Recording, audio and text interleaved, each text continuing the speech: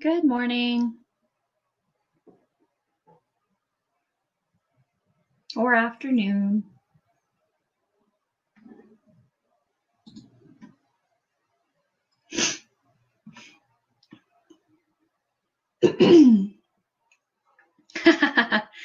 Well, that's good that it's sunny.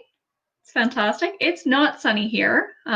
See, I'm wearing a scarf. I'm a little, I'm always cold in my house, but it's not warm here. It is raining and it's chilly.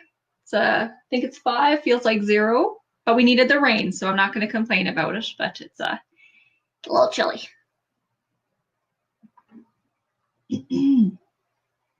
So I'm just going to sit here with my tea and my scarf. Well, maybe. Maybe the rain's coming your way. We're supposed to get rain for a few days now, but it's good. Everything was kind of getting pretty dry, which in Alberta, we don't like when things get too dry. It ends up being a difficult summer if that's the case.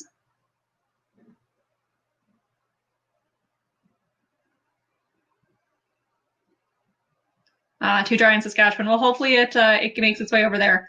I'm doing fine. Thank you, Cappy. I hope everyone else is doing well. How's everyone doing today?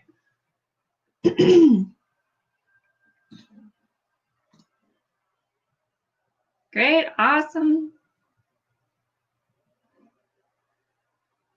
Good. Perfect.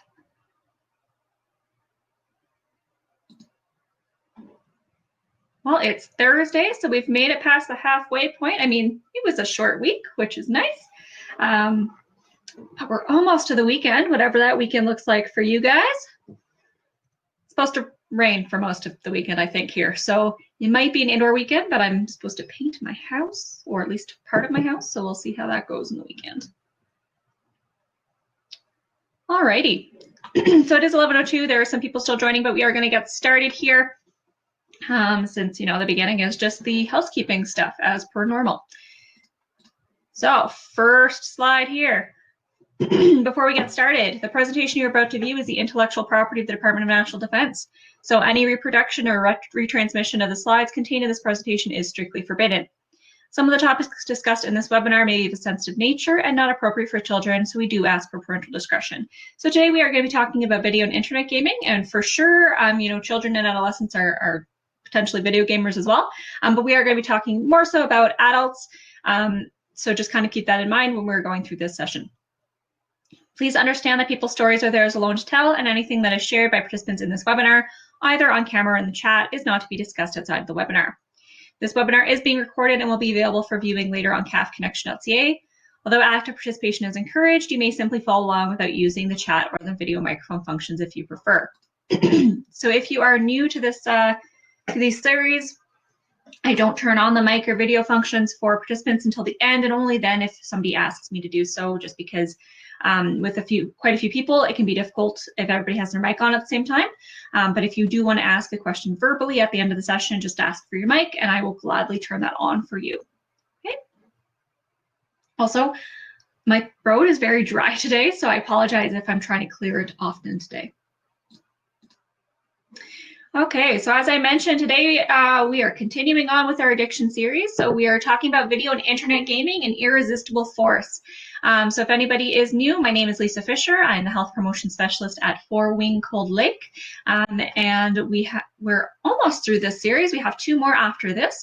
So if you have been sticking with us the whole time, awesome. If you're brand new, then welcome. Don't worry, you're not going to be behind, as each session kind of talks about a specific thing. So before we get into the information, let's see what your affiliation is. So I'm going to pop up that poll right now. So what is your affiliation with the CAF community? So are you a serving member, a veteran, a family member, a civilian employee, or other?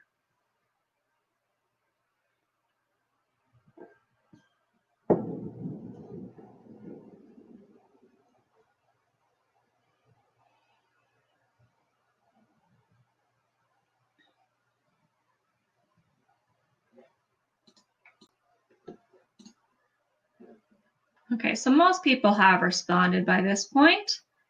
Got a couple that haven't yet, but maybe they're just grabbing their own tea. All right.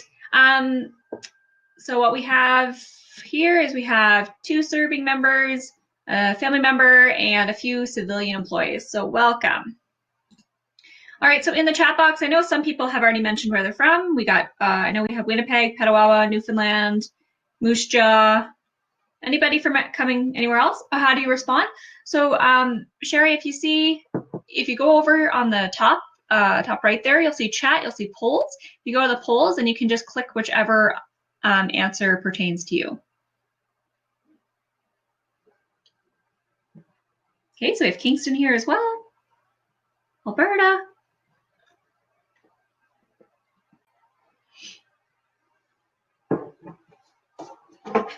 Halifax. Okay, so we have people from kind of all across the country again today. So welcome everybody. All right, so my next question here, which is a poll again, is going to be asking what your experience is. So do you play video, internet, or digital games? So I say internet or digital because I'm also including any games that you play on your phone. Okay, so I'm going to share that now. So you can say yes, no, yes, you currently play, no, you don't currently play, or you haven't played, or you can say I used to play. So no would be, I've never really played. It's not something I've been doing. Okay, so most people have responded. So we've got majority do play either video, internet, or digital games. Person has also, they used to play, and a couple people don't play right now. Okay, perfect. So that kind of gives us an idea of what your, background is in gaming, whether we have gamers or not on here. So when we look at gaming in Canada, this information is from the Essential Facts 2018. So it's an annual publication from the Entertainment Software Association of Canada. So 61% of Canadians define themselves as gamers, which was interesting because actually it was found that 64% were actual gamers. So there was the 3% that didn't define themselves as a gamer, but when they looked at the criteria, they actually were. The average age of a Canadian gamer is 39 years old. So I think that might be surprising to some people because I think we consider gamers as, children or adolescents or young adults. We don't necessarily think of them as older adults. The average time that is spent gaming per week is about 10 hours. Some people obviously game a lot more than that, and some people game less than that, but that would be the average. So when we look at females versus males, the majority of females play video games on their mobile device, regardless of their age. So they're more likely to play games on their cell phone. Where when we look at males, they're more likely to play on their console if they're between the ages of 6 to 54. If they're above 54, so they're the boomer video gamers, they're more likely to play on their computer. So that just kind of gives a difference of where they're going to be accessing their games. Okay. So video game genres. So in the chat box, let me know some video game genres that you're aware of. And there's so many, so.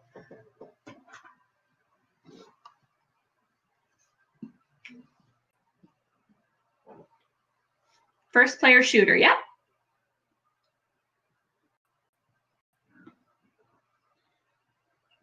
Super Mario, yep, so that's that type of game. Yep. Sudoku and word cross, yeah. RPG, FPS, open world, side scroller, platformer, action games, Candy Crush.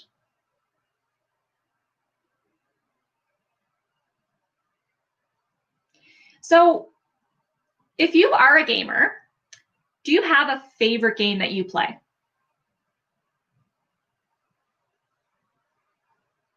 And if so, you can let us know what that would be. And by gamer, I mean anybody who plays any type of game. You don't have to have, played a certain amount of time or anything. Sudoku and word cross, yep. I was really into Wordscape on my cell phone for a while. That was what I did when I was traveling in airports. Minecraft, okay.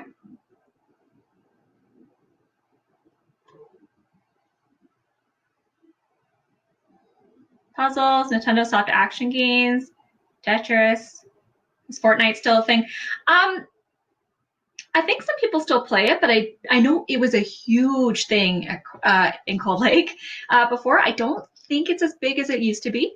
Here specifically, I haven't heard much about it, but well, okay, so Rob said, yeah, still huge. So I think it depends kind of on the demographic for sure, whether who's still playing it. I mean, with everyone being at home, the likelihood is they're probably playing games a bit more than they were when they were working.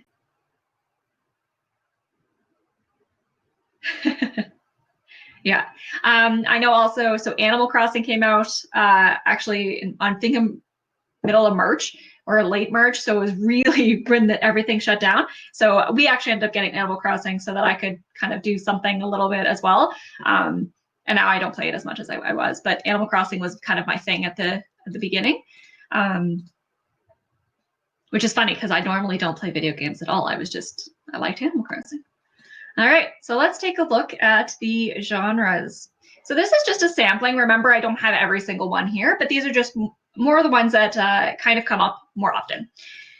So we have the MMORPGs or MMOs, so the massive multiplayer online role-playing games. So examples of these, World of Warcraft, the Elder Scrolls, Final Fantasy. Obviously, these are just examples. They're not all of the ones that fall under these genres, okay? Your first-person shooter, which some people had mentioned as well, which is Call of Duty, Half-Life, Halo, Far Cry. Casual video games, which some people mentioned as well. So Candy Crush, Farmville, Bejeweled, Diner Dash. So a lot of the things that you might be playing either on your computer through social media or on apps on your phone. You have your action games, so such as Grand Theft Auto, Star Wars, Gears.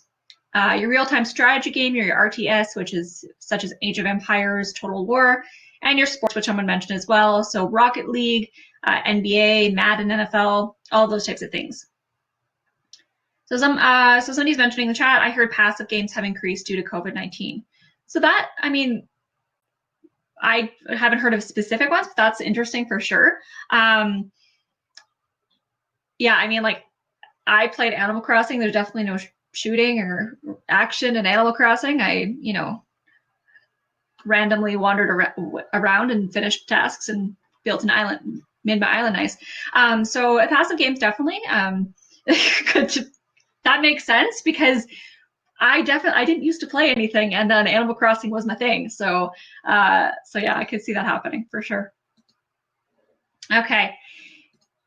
So why do people play? So does anybody have any ideas of why people might play? Or if you do play, why do you play?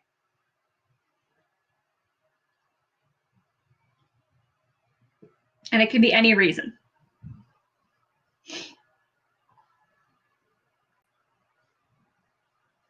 Escape stress, fun, entertainment, escape, social, keep your brain active, something different, boredom, stress relief, it's enjoyable. Yeah. So there's so many different reasons. You have to be with friends. Mm-hmm. So I was actually I'm going to keep up bringing up Animal Crossing because that's the only one I have a lot of experience with apparently.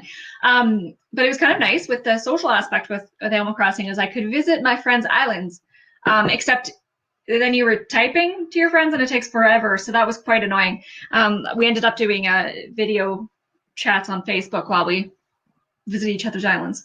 But it was kind of a nice way to be social when we couldn't actually physically see each other. Great. So yeah, so there's so many reasons why people play video games. It's kind of not a one size fit all, but I am going to go over three broad categories. So when we look at these, there's achievement. So advancement, which would be if, progression through the game, you're getting more powerful, you're accumulating different items, you're having a higher status. Mechanics of underachievement would be numbers, optimization, templating, or analysis. And the competition portion would be, challenging others, provocation, either provoking others, you're being provoked yourself, or domination. So, being the dominant one in the game. Your social section there would be, the socializing aspect, which is casual chat, helping others, making friends. Maybe you're making friends online that you hadn't made, that you can't meet physically. The relationship, so you have personal, you have self-disclosure potentially happening. You're finding and giving support. So, I mean, with Animal Crossing, some people were bringing me different flowers that they had grown because I was horrible. I'm apparently horrible at tending flowers in the game. I got bored of watering my flowers, so they would bring me different flowers, right? So that was kind of nice. Teamwork, collaboration, group achievement, and then immersion. So immersion, there's a few different things here. Discovery, so that exploration, the lore, the finding hidden things. I remember way back when, you know, the Harry Potter computer games were big. I used to like doing that just because I like to explore the different things and find all the hidden things. But then I didn't actually like playing against the, you know, the bad guy at the end, because I still don't like the stress of it. Role playing, so the storyline, the character history, rules, fantasy. Customization, so appearances, accessories, style, and color schemes. So, for example, Animal Crossing, customizing my island. That's kind of fun to do, right? I don't get an island in real life to customize. Escapism, so people have mentioned that as well. So, you know, we're using it to relax, to escape from real life. Maybe we don't like our real life so much right now. Or we're avoiding our real life problems. So for example, if people with PTSD, they may be choosing to video games, so they're kind of going into an alternate reality type situation. And stress, for sure. If people are experiencing stress, that is a way to kind of relax. And video gaming, for sure, can relax stress. It's just a different thing from using it every once in a while and playing it responsibly to using it to escape from reality. And we'll go over the continuum and what that kind of looks like. So let's talk about the benefits. So there are benefits to video gaming. You know, a lot of people will challenge when we talk about video gaming and they're going, okay, well, you're trying to demonize video gaming, and that's not the case. We're talking about what gaming looks like, and what it can look like to game responsibly, but what it could also look like if it might be becoming an issue. So there are benefits to gaming that's been found in the research, for sure. So our cognitive domain, there's actually been a control group study that found that participants who played a shooter video game had faster and more accurate attention allocation, higher spatial resolution and visual processing, and enhanced mental rotation abilities than those who were in the control group that didn't have, that weren't playing that game. So when they did a meta-analysis, they actually found that spatial skill improvements derived from playing those shooter games are comparable to the effects of a formal high school or university level courses that are aimed at enhancing those exact same skills. So those spatial skills can be trained in a really relatively short period, and the benefits last over an extended period of time, with the skills being transferred to other spatial tasks outside of the video game context. So that's pretty cool. However, it's important to keep in mind that enhanced cognitive performance isn't documented for all video games. The most powerful effects are from playing those shooter video games. However, some people really don't like playing those games. They prefer, you know, more casual video games, or they prefer more of a role-playing game. So if they're not playing those first-person shooter game, then they may not be getting those cognitive effects quite the same. There has also been some emerging evidence that's showing that playing a video game, regardless of type, has been enhancing a child's creative capacities. That being said, you shouldn't necessarily stick your child in front of a screen and get them to play video games all day long so that their creative capacity is enhanced.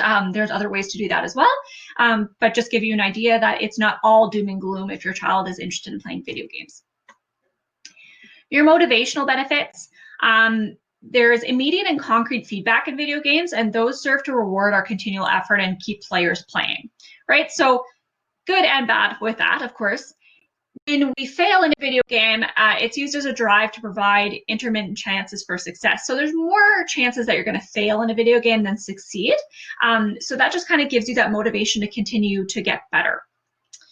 The emotional benefits, so studies have shown that there's a causal relationship between playing a preferred video game, so a game that you want to play, and an improved mood or increase in positive emotions. So you can see how that could be beneficial for those who, are stressed, or they're, a little upset or something, and they're playing a video game to kind of boost their mood. Playing puzzle games can actually improve players' moods and promote relaxation and ward off anxiety. So there's a few people that play puzzle games specifically, and that's great because it's being shown that that it can help with that relaxation. Wordscape did that for me until, of course, I got frustrated because I couldn't find the words. Because it does get very hard. So then I get a little frustrated. I would take a break because obviously it wasn't helping me any. Social benefits. So players seem to acquire important pro-social skills when they play games that are specifically designed to reward effective cooperation, support, and helping behaviors, which is awesome. Okay, I'm just gonna pause for just a second because there is a question. So what about board games and crosswords, Sudoku, the good old-fashioned way using paper? Does this fall into gaming? So it doesn't fall into gaming from what I'm speaking about here specifically. I'm sure that there are studies out that speak to the benefits of playing board games or puzzles on pen and paper for sure. And you're more likely to kind of you're going to reduce your screen time if you're doing it in a physical way. So I definitely recommend still playing board games, doing crosswords or Sudoku in a book. I love board games myself. I'm much more into board games than video games, just because I like the physical versus on a screen. So I definitely recommend you still play them. But yeah, the studies I'm talking about right now are specifically when we're talking about digital gaming. Okay. So let's move on to esports. Okay, so when we look at esports, this is fairly new, right? It's been around for quite a few years now, but it is fairly new because some people are kind of still catching up with it. Most common genres in esports are real-time strategy, fighting, first-person shooter, and multiplayer online battle arena. So for somebody who's a gamer, there's a potential that they may aim for becoming a professional because there's, the money in it, the recognition, and or the attractiveness of just being a professional gamer. There are quite a few organizations that are around. Some examples of them include the Major League Gaming, the Korean Esports Association, Electronic Sports League, and British Esports Association. So most competitions take place in Europe, North America, Australia, and China, and essentially you can stream them. Has anybody seen an e-sport competition? Just to see if, yeah, okay. Okay. The first time I saw one, I was incredibly confused as to what we were watching. To be honest, it was quite a few years ago, and I was going, well, why am I watching people play? That's strange. Now I've seen a lot of people play them. If you think about it, and I mean, whether you agree with it being a sport or not, it's similar to somebody who really is interested in watching football. They're going to watch a football game, right? If somebody's really interested in gaming, they may be watching an esports competition. Okay, can be done every once in a while. It's different if you're sitting, there and watching the entire competition over a week or whatever, and you're not moving. That's a little concerning, right? When we look at the different organizations, South Korea has the best established esports organizations. They've been officially licensing pro gamers since 2000. And when you look at the other ones, so the Major League Gaming is the North American one, and it's headquartered in New York City. Korean one is the South Korean body that's established to manage esports. Electronic Sports League operates in Cologne, and that one actually, when I grabbed the information, which I don't know how old the information is, but at that time it had 4 million registered members and 950,000 teams, which had played over 20 million games. So it's definitely popular. And then the British Esports is, of course, a national body for esports in the UK, which was established in June 2016. So somebody's asking Twitch as well. So esports is a competition, and then you have streaming. So you can see Twitch, or you can see also YouTube Live and things that people stream on. And essentially it's just gamers that are streaming, but they may be professional, they may not be, it really depends. And oftentimes they're getting sponsorships by companies, whether that be a gaming company or, for example, another company. I know there was not Red Bull, but there was another energy company that was sponsoring a few people. And they sponsor you to play certain games so that people are watching, and you get, paid based on how many people are viewing, essentially. That's the very basics of it. So yeah, if you've ever watched a stream, which I've also watched a stream, they're interesting, I guess, depending if you like the game. I've watched streams of games that I wasn't interested in, so it was interesting just to watch it because I wanted to know what it looked like, essentially. Okay, so why the industry wants you to keep playing. So, I mean, I'm sure many of us probably know that the industry is getting something out of us playing games, right? There's a reason they're creating games. So advertising and profit. So you have your sales, your advertising, your sponsorship, sponsoring esports teams, and new content. So for online or app games, you have persistent pop-up ads unless you upgrade to the paid version, right? I never upgraded to the paid version, so I have pop-up ads all of the time. I just wait until I can click the X. But some people may, look at that and be like, oh, I didn't know about that. Awesome, I want to learn more. And they click the ad and potentially pay something. Social media is also used to bring in more players because they send requests to your friends to play on social media platforms. And game publishers are also capitalizing on the popularity of social media to promote their products and target potential customers. I remember when Bejeweled, all the Facebook games became this big thing. I had to silence some people because that was my entire feed, was how amazing they did on Bejeweled. And I played it sometimes too, but it was a lot. Endorsements, prizes, and monetary rewards are highly motivating, and they do encourage players to spend massive amounts of time owning their skills as a player in the world of esports, which is akin to a professional athlete. Through effective marketing and advertising, the game industry can make it look easy to become a professional player, but you have to think of it like this.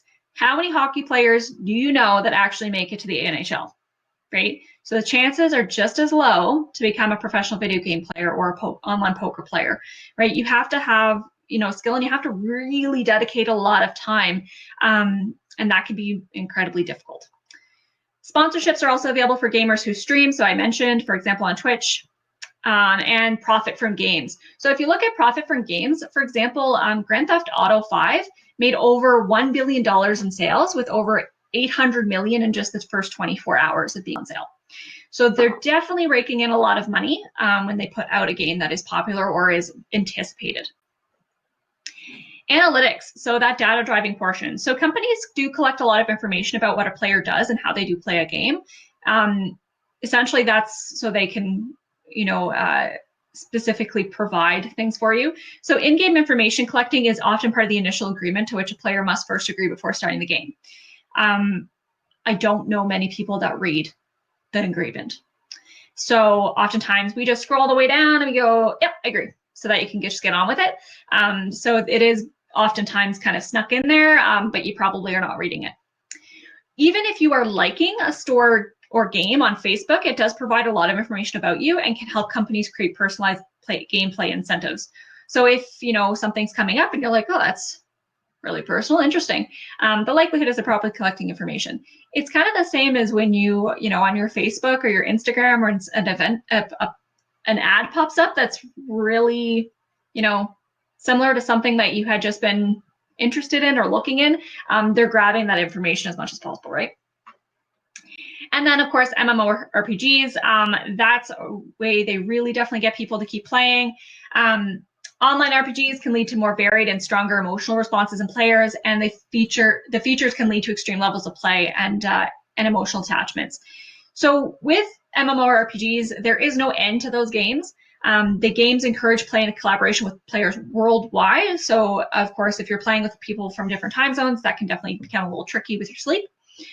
Team play is required to advance. The virtual world continues to evolve, even if the player isn't online. So that can also stress people out because they're going, oh, I have to play in order for me to evolve with my game. There are regular releases of upgrades or expansion packs. Top players or teams can earn real-world rewards, so tournaments for cash prizes. There's no reward for short, unscheduled periods of play. They do offer a more fully realized virtual world than other video game genres. They often operate on an avoidance schedule, so if a player isn't gaming daily, their virtual world may deteriorate due to lack of attention and resource management. After players are invested, major tasks and missions become much longer, and there is a team obligation to play longer than desired. So although I don't play MMORPGs, but it's interesting because I just logged into my Animal Crossing last night. I hadn't played for about a week, and it's kind of similar type concepts. So there's more weeds all over my island because I've been away, and I have to go through, chatting to every person once for them to tell me how much they missed me and how they were concerned about me not being there before I'm able to talk to them about anything else, right? So they still put all that in because they're realizing, oh, you haven't played in a while, so let's put some weeds around. So it's going to take you a while to weed the place, which is quite annoying. And let's make you feel bad because you didn't join. Yes, I kill flowers, but my weeds just grow, right? I can't grow new. And it's funny because I had new weeds, but I didn't have new flowers. And I've been trying to breed the flowers, and there were no new flowers, but there were a ton of weeds. So that's what I get apparently for not playing, which is kind of funny. All right. Same as the real world, yeah, pretty much. So internet gaming disorder. So I do want to go over the two disorders. So internet gaming disorder was published in section 3 of the DSM-5, which was conditions for further study. So in 2013, when the DSM-5 was published, there was not sufficient evidence to determine whether internet gaming disorder was a unique mental disorder or what the best criteria was to classify it. So that's why I was put in that section 3. It must cause significant impairment or distress in several aspects of a person's life in order to be classified as internet gaming disorder. So the proposed symptoms that they include are preoccupation with gaming, withdrawal symptoms when gaming is taken away or not possible, increased tolerance, inability to reduce playing or unsuccessful attempts to quit gaming, giving up other activities or loss of interest in previously enjoyed activities due to gaming, continuing to game despite problems, deceiving family members or others about the amount of time spent in gaming, the use of gaming to relieve negative moods, and risk or having jeopardized or lost a job or relationship due to gaming. So a diagnosis would require experiencing 5 or more of these symptoms within a year. The condition is limited to gaming, and it doesn't include problems with the general use of the internet, online gambling, or use of social media or smartphones. Those are different issues. It can include gaming on the internet or any electronic device, so your computer, your mobile device, any device that you're gaming on, okay? Sorry if you heard that. I don't know what just happened in my hallway. Anyway, moving on. So gaming disorder. So if you saw this pop up in 2018, it was all over the news, but the World Health Organization announced that gaming disorder was being defined in the 11th revision of the International Classification of Diseases, or the ICD-11. So this decision was made based on reviews of available evidence and reflects a consensus of experts from different disciplines and geographical regions around the world. The inclusion follows the development of treatment programs for people with health conditions to those characteristic of gaming disorder in areas of the world.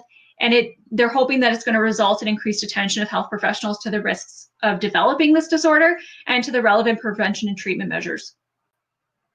So when they're talking about this, they're saying that it is a pattern of gaming behavior, so digital gaming or video gaming, characterized by impaired control over gaming, increasing priority given to gaming over other activities to the extent that gaming takes precedence over other interests and daily activities, and continuation or escalation of gaming despite the occurrence of negative consequences. So the behavior pattern must result in significant impairment in personal, family, social, educational, occupational, or other important areas of functioning. And it would normally be evident for at least 12 months, so very similar to that internet gaming disorder criteria. Studies have suggested, though, that gaming disorder only affects a very small percentage of people who engage in digital or video gaming activities. So it's not like it's this huge rampant issue, but that being said, it is still an issue for those who do have it. And, you know, we could start off very, innocently and potentially get to this point. So we just need to be aware of it so that we're not getting to this point. So that being said, let's take a look at the continuum of gaming. So we talked about the mental health continuum applied to addiction issues way on that first series, but if you've seen the mental health continuum before, you'll be familiar with this color scheme.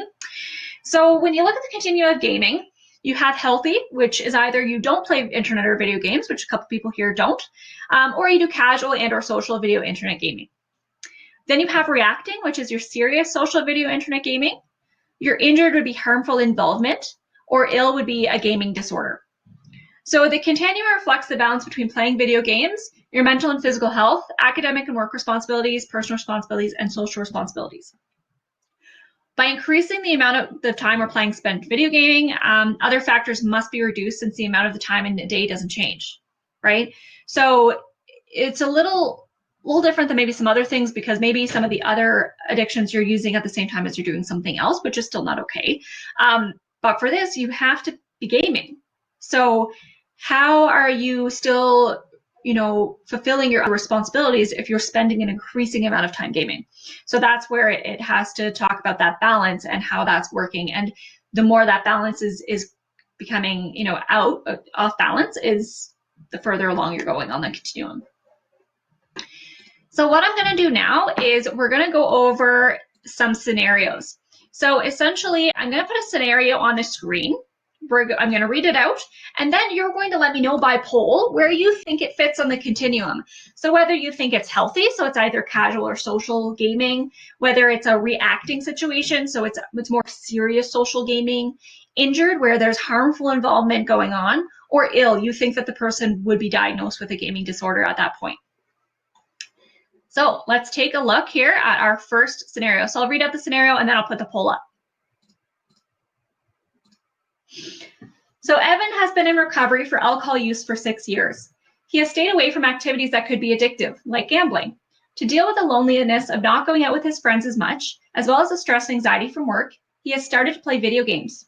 This is something he enjoyed during his childhood. He has started to think about gaming constantly and, instead of sleeping, is spending time gaming. So I'm going to add that poll here. So where do you think Evan fits on the continuum of gaming? So it's healthy, reacting, injured, or ill?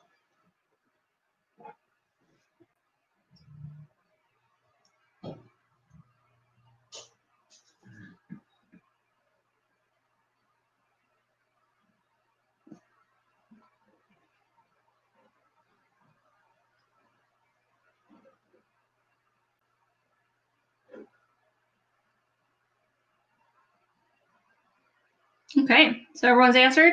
So we have 4 people saying it's reacting, so it's a serious social gaming. 4 people are saying injured, harmful involvement, and 1 person saying ill. So is there any reason that you kind of picked one over the other? If you want to answer verbally, let me know and I can put your mic on.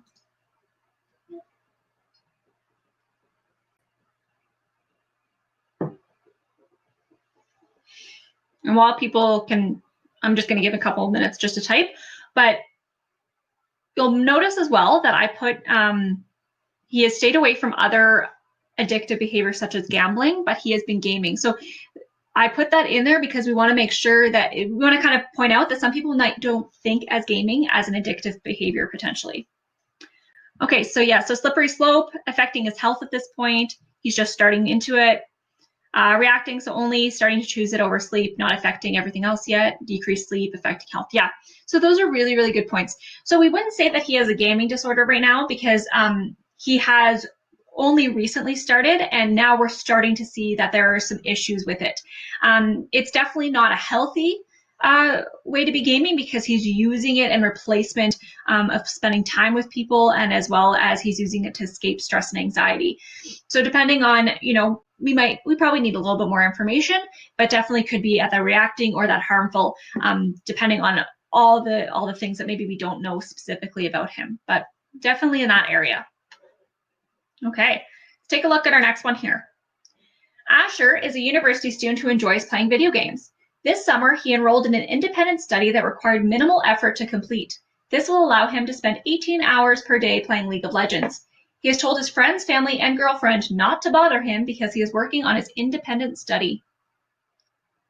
So let's add this poll question here. And where do you think Asher fits on the continuum of gaming?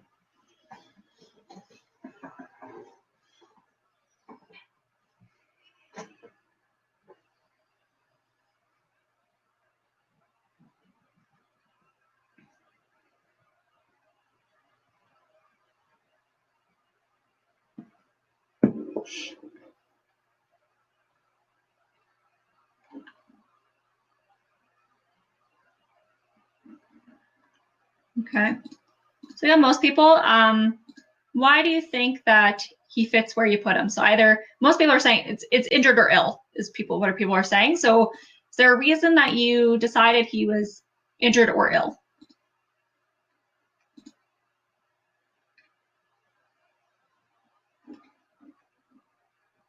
Depends on if he gave up other opportunities, dismissing relationships, ill because 18 hours per day means he's doing nothing else.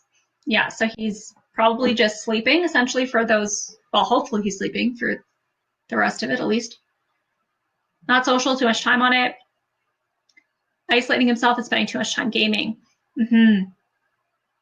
He's changed his life just for gaming. Yeah, so he specifically found this this independent study that's really not going to take much time at all.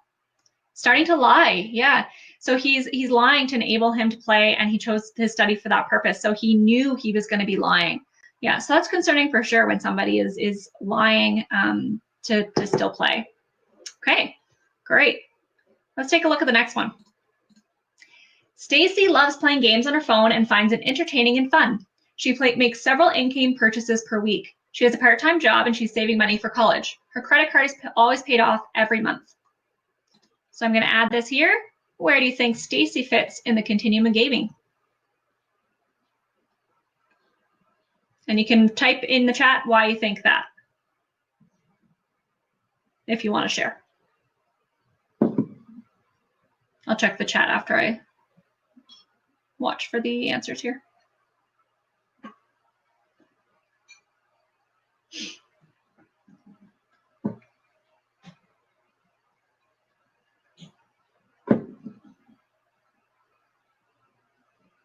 Okay, so everyone's responded here. So we have 6 people are saying it's healthy, so it's casual social gaming, and 3 are saying reacting, so serious social gaming. Okay, so let's see what we have here. Spending money, but she can't, but she can afford it, so she's doing it within limits. Yep. Cappy, I'm not sure if yours was for the previous one or this one, but most likely doing it at night, so no sleep. Okay. Gaming responsibly and maintains her priorities. She plays but keeps it limited financially and timely. She's paying money every week. Okay. So yeah, I mean, depending on some more information that maybe we don't have, it could be either or, but generally we would see this as it is a casual gaming. She is making some purchases every week, and I mean, depending on how you look at finances, you may feel like she can't afford that because she is trying to save money for college, but this might be her entertainment fund. And she is paying off her credit card every month. And maybe she's using her credit card because she gets money back on her credit card if she pays that way, right? So so there's some different things that we maybe not know, but generally most people put this in the healthy zone. But if you put in reacting, it doesn't mean necessarily that you're wrong, because depending on some specific things here that we might not know, she could be in the reacting area for sure. Okay, next one. Sasha enjoys playing simulation type games. She has created a virtual world with an avatar who is a boyfriend. She spends a lot of time enhancing her virtual environment and interacting with her virtual boyfriend at the expense of her real life boyfriend. Her boyfriend is complaining and wants her to stop gaming so much. She doesn't see a problem and gets angry with him. Okay, so let's add that. So where do you think Sasha fits on the continuum of gaming? And feel free to share your thoughts in the chat.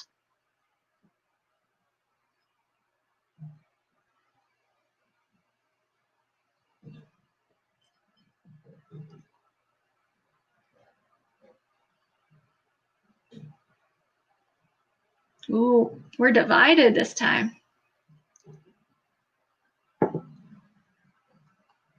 Okay. So we have majority of people are saying reacting, so it's serious social gaming. A couple people are saying injured, so that's harmful involvement, and 3 are saying ill, so gaming disorder. All right, so let's see what people are saying it's an issue. So causing personal problems. Yeah, so her relationship is definitely suffering at this point. She's creating a dream relationship instead of working on the real one. Yeah. So she's definitely investing way more time in her avatar relationship versus real relationship. Yep.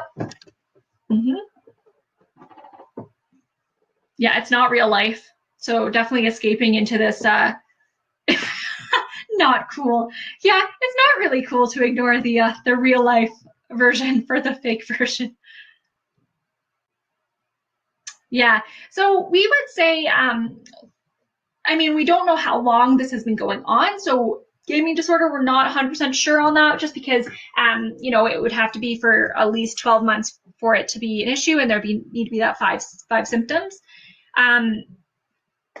However, it would be at least harmful, right? Because now we're seeing that there's an issue with her relationships, and she doesn't see a problem, right? So it's not as though she's accepting of somebody, you know, voicing their concerns, and she's having a conversation. She's getting very angry and very defensive, right? So that's definitely concerning. Yeah, so she definitely has to have a conversation about it, be open to people voicing their concerns. And right now she's not. So we would probably say it's more likely to be a harmful involvement situation than just a reacting at this point. Okay, 2 more. So this one, Landon plays World of Warcraft every day. He enjoys the social aspect since he's kind of shy and gets nervous in real life social situations. When playing World of Warcraft, he can be social and not have to worry about embarrassing himself. Over the past month, he's choosing to play the game instead of hanging out with friends. So, new one here. Where do you think that Landon fits on the continuum of gaming? And you can share your thoughts in the chat again.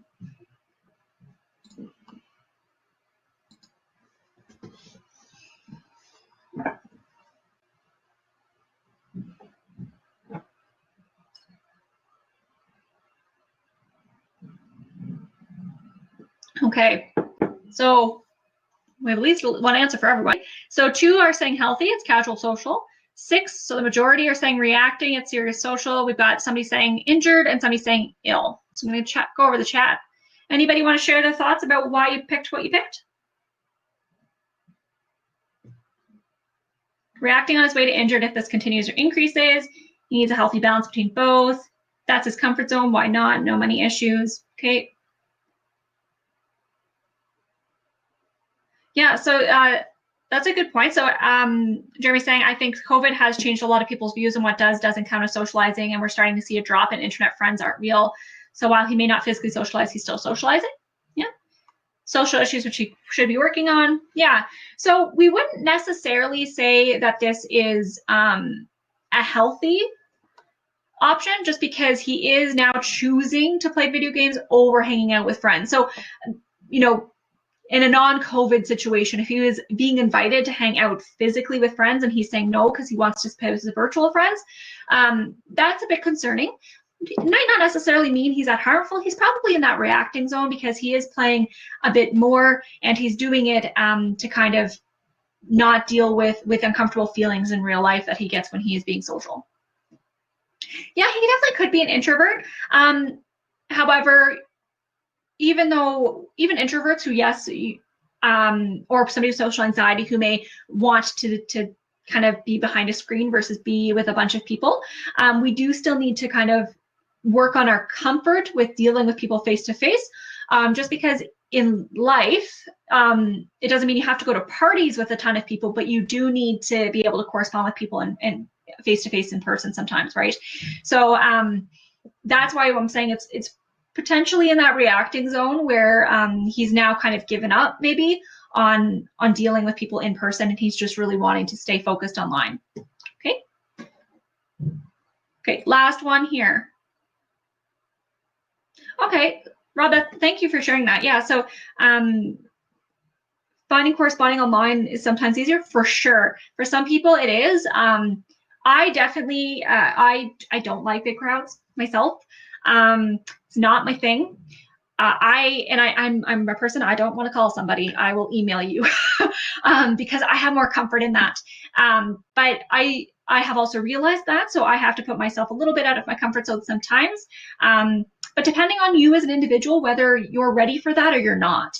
And that could be something that you'd have to speak to a health professional about, as to, you know, I'm really uncomfortable in these situations. It makes me anxious. It makes me panic. It makes me really worry about it. It stresses me out. What can I do so that I'm able to have those interactions? But yeah, these are really awesome points. Thank you for sharing. Last one. A 32-year-old man collapsed at a game arcade. He was taken to hospital but died of multiple organ failure. Police said the man had spent 5 days and nights playing an online game at the arcade. An attendant at the arcade told police the man only ate instant noodles during this period. So, poll. Where do you think the 32-year-old man fits on the continuum of gaming?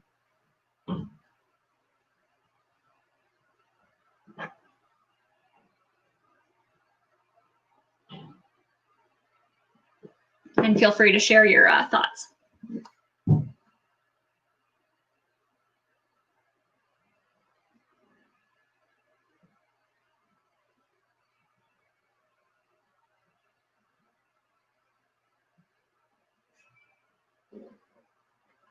Okay, so majority of people have answered. So majority are saying that ill, gaming disorder, and a few people are saying injured, harmful involvement. So let's check the this thing here. Okay, so somebody said I choose dead, but ill will have to do. Yep. Needed some intervention to help with the problem. Seemed easy, too bad he didn't know where to get help. For sure. Based on that 12-month requirement to consider disorder, we don't have enough info. That would have been the very first time he gamed. Yeah, it could have been, for sure. So that's a good point. And beyond his control, yeah. So yeah, if you look at that 12-month requirement, maybe it is his first time he gamed. The likelihood is it probably isn't. And yeah, when you see somebody who it is beyond his control, he was only eating the instant noodles the entire time, and so therefore wasn't sleeping, wasn't eating properly, potentially not using the bathroom efficiently, right? So definitely caused those issues with his organs. Yeah, health was definitely neglected. And you'll see that this happens, right? There was actually just, recently a few things in the news that people have gone on gaming binges and they've neglected their health so much that they have passed away, unfortunately.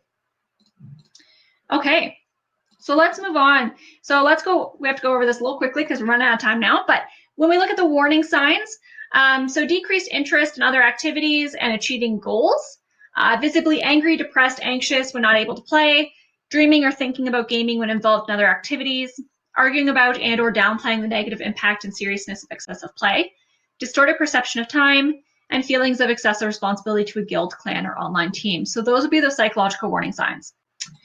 When we move on to the physical warning signs, we have sleep difficulties or significant change in your sleep patterns, restlessness, decreased personal hygiene, poor or irregular eating habits, headaches, dry or red eyes, sore fingers, neck, or back, poor physical health and or weight gain, and carpal tunnel syndrome.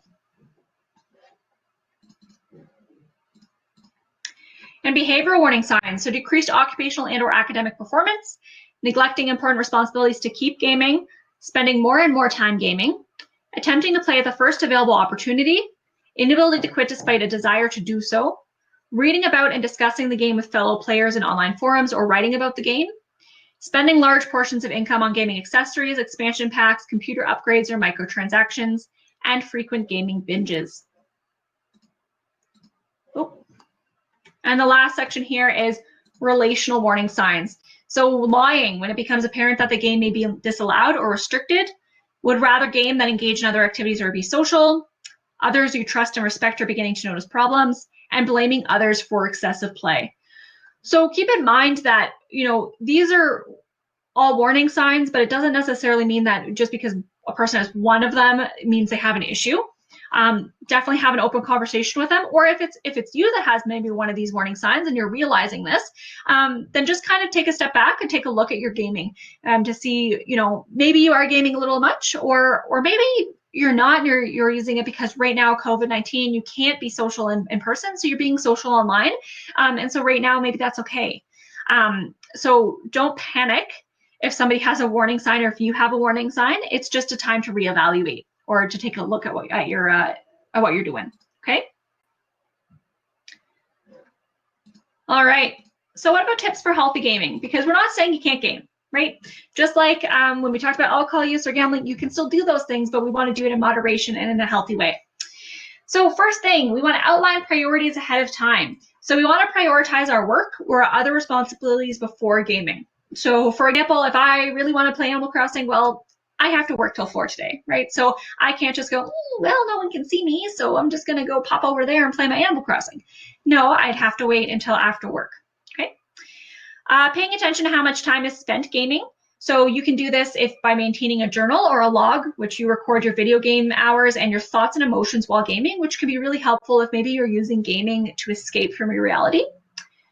Planning designated times for gaming. So you can do this by setting an alarm to remind you when your time is up. Because it's really easy when you game to get in the zone and completely forget to look at the time.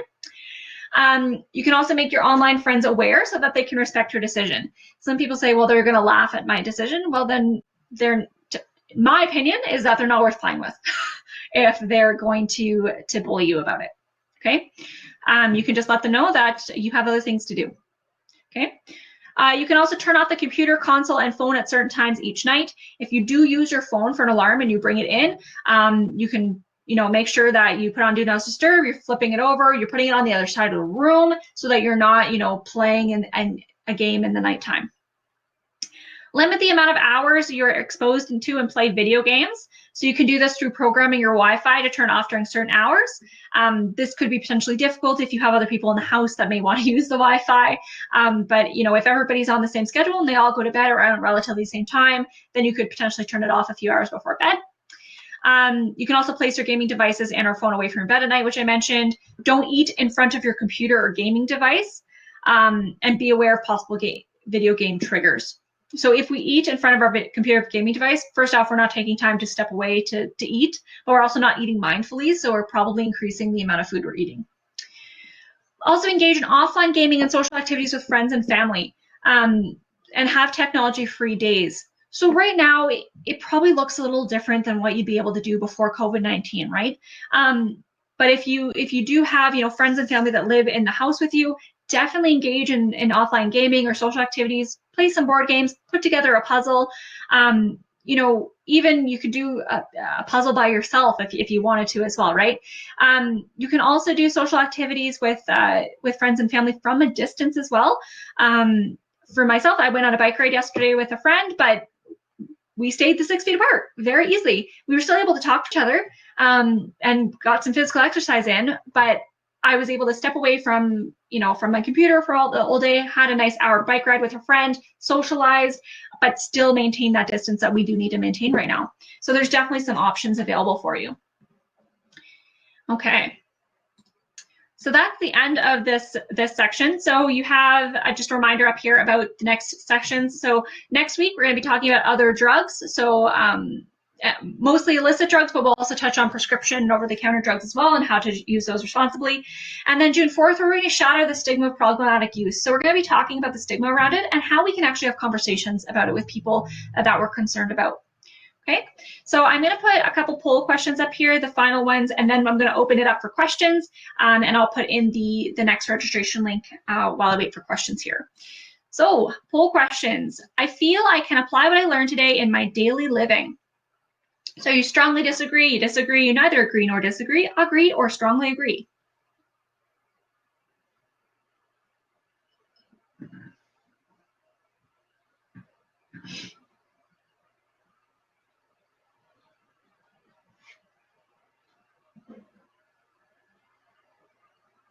Okay, so most people have answered. A few people haven't answered yet. Maybe they wandered away. Oh, a couple people are answering again. Good. Okay, so majority of people are finding that it was useful. So that's awesome. And the next one is, how satisfied are you with the Demio platform? So that's the platform that we use to bring you these presentations. So are you extremely dissatisfied, somewhat dissatisfied, neither satisfied nor dissatisfied, somewhat satisfied, or extremely satisfied? Awesome. So most people are good to go with this platform, which is fantastic. Okay, so I'm going to open it up to questions right now. I'm going to put the resources slide on here. So let me know if you have any questions. If you want your mic to ask verbally, feel free to ask me for your mic, and I'm going to grab that registration link for you for the next session.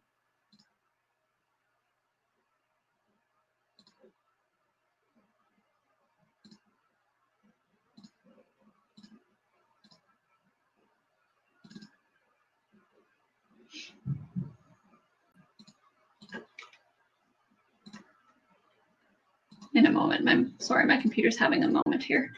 There we go. There we go. All right. There's a registration link for the next session, which will be Understanding Other Drugs.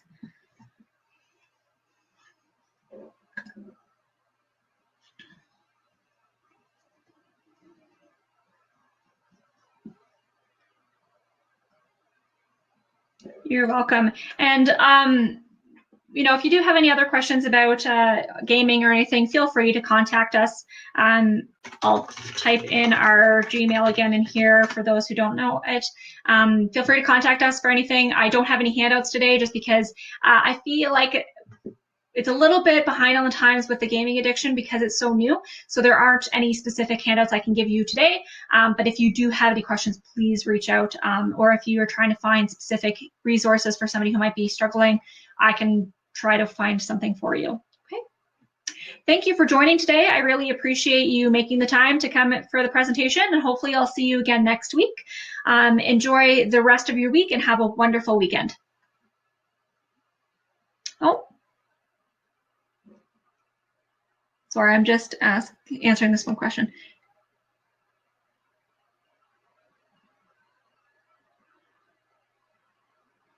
Okay, so the question is asking how we can apply what we discuss here to overuse of social media, addictions of social media, or in future sections.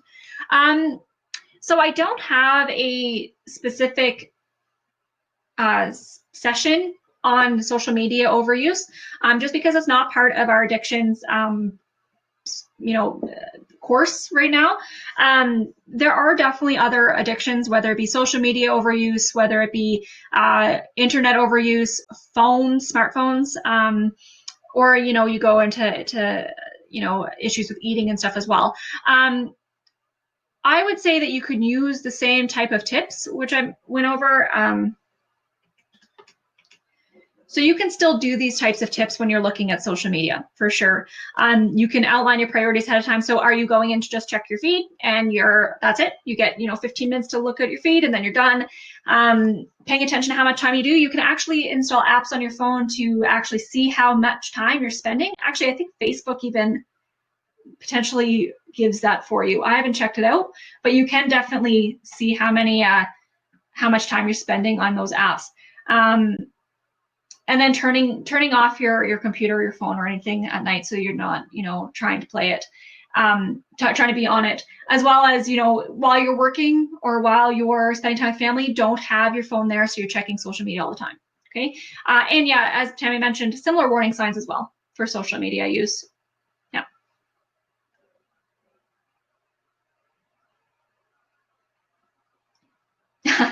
Thank you. Well, once I feel warmer and my throat stops being so dry, I'll feel great. Hopefully with this, when we get some more sun back, it'll feel nice. But wonderful. Okay, if nobody has any other questions, I'll end the session and I will hopefully see you all again next week.